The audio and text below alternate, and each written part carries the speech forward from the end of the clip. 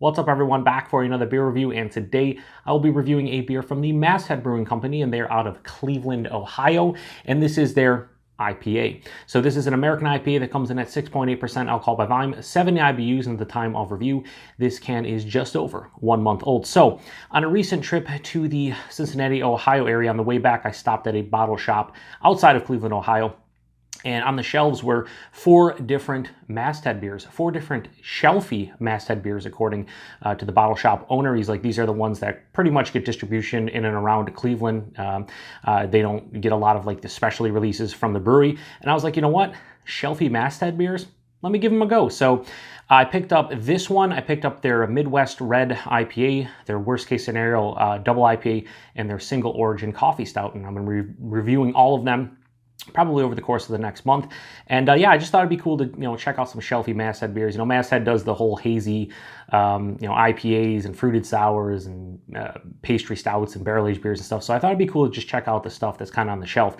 Now, this one is brewed with Simcoe and Mosaic hops, and that's pretty much all I know about it. They have a little bit of a tasting note descriptor on the back and whatnot, but we will not read that. Let's just say this one is an American IPA. It's not a New England style IPA. I'd imagine this is not going to be all crazy hazy and whatnot, but yeah, let's give it a go. Yeah, so yeah, that's pouring out relatively clear.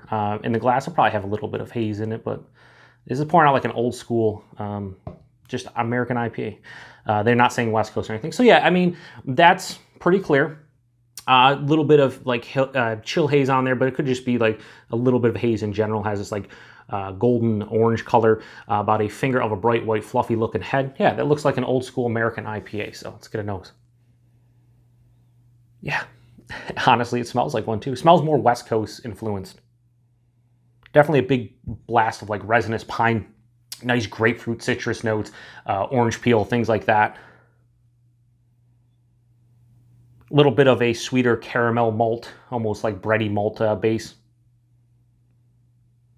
Yeah, this honestly smells like a West Coast style IPA. This has, for me, a lot of, like I said, 6.8%, 70 IBUs. That's kind of in the range, I would say, of like an old school West Coast IPA. It just has those, the pine mixing in with the citrus and then a decent malt base, and it's intertwined and blended beautifully in the nose. This smells really well made and quite delicious, actually, for the style. Yeah, a little bit of a floral component there as well. Yeah, pretty good. Let's get into it. Cheers, everyone.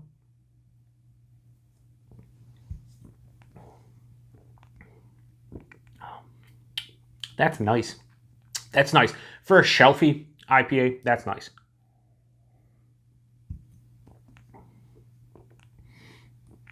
Right up front, it feels like it's going to be super bitter. Like really, really bitter. But then you're hit with a big malt component. And I'm not even saying this is like malty, like super malty and like not hop forward. I'm just saying there's a big malt component up front. Caramel, white bread. As it passes through the palate, those citrus fruits hit. More of like a candied orange. Definitely grapefruit, more of a grapefruit peel. A little bit of stone fruit, getting more of like a peach apricot vibe. But then on the back of the palate, it finishes with that big blast of resinous pine that is unmistakable when it comes to like a West Coast style IPA. It finishes semi-dry, moderately bitter, and yeah, it drinks like a West Coast style IPA to me. 6.8%. The body on this one is medium, maybe a skosh over medium body, which is really nice. The mouthfeel, while it's crisp and effervescent, it does have a nice smoothness to it on the finish. And definitely carbonated, but the way it just goes down, it's like, you know that it's carbonated, it's like a nice crisp profile to it. Then it finishes really smooth. 6.8%. I can tell you this is probably in like the 6.5 to 7 range, just because of the flavors here are so bold and impactful that I think I wouldn't guess this would be under 6% at all. So I'm not getting any alcohol per se, not even feeling it in the chest or in the stomach. I just know this is, a beer approaching, say, around 7% because it drinks like it, just from the flavors. Really nice though. This is a beer, though, I mean, when it comes to West Coast style IPAs, I know there's a lot of people out there that absolutely love the style, and, that's kind of your go-to, and you pick up 4-packs and 6-packs of the beers, and you can drink them. For me, I would be one and done with this beer, just because West Coast style IPAs, I used to hate them back when I first got into craft beer. I I've discovered that I'm slowly appreciating them over the last 2 or 3 years. I think with all the hazies and stuff nowadays, a style like this, even though it wasn't one of my favorite back in the day, I think I'm starting to appreciate it more because I'm like, oh man, it's bitter, and I appreciate that bitterness. When you drink New England style, everything's, you know, softly bitter, or it has no bitterness at all. It's sweet, it's fruity. So I like it, and I even like the pine characteristics of this. I think this one is really well balanced. From the pine to the citrus to the malt, they like said on the nose, they intertwine, and it's very cohesive. It's just a really well-made American IPA. They don't call it West Coast style, but I would say it's more in the West Coast style. Let's read the back here. It says this IPA is the culmination of hundreds of all right, let's see here. Yeah, great. You'll be greeted with aromas of grapefruit and passion fruit, accompanied by smooth mouthfeel, soft bitterness, and tropical fruit flavors. Well, I would say more of a firm bitterness as opposed to a soft bitterness. Didn't really get passion fruit, but grapefruit, candied orange, and definitely more stone fruits as opposed to tropical fruits. In general, though, this is a really good beer. For a shelfie beer, I think it's pretty damn tasty. So IPA from Masthead, I'm going to give that a high 4 out of 5. I'm going to go 4.05 out of 5.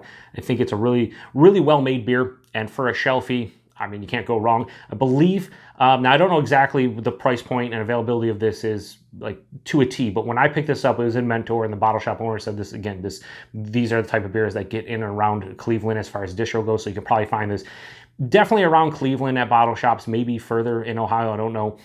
And I paid $2.89 for this can, so I'm guessing that 4-packs of this are in the $10 to $12 range, probably maybe like $10.99 a 4-pack. That's a good price. For under $3 a can, for something that's 6.8%, this well-made and pretty tasty, I can't really say much bad about it. So 4.05 out of 5 for IPA from Masthead. If you've had this one before, let me know what you think about it. I haven't really seen a lot of people review like shelfie Masthead beers. It's always the crazy hyped ones. So I'll be curious if anybody out there has had this one before, and if you have, let me know about it. So appreciate everybody stopping by, and until the next one, cheers.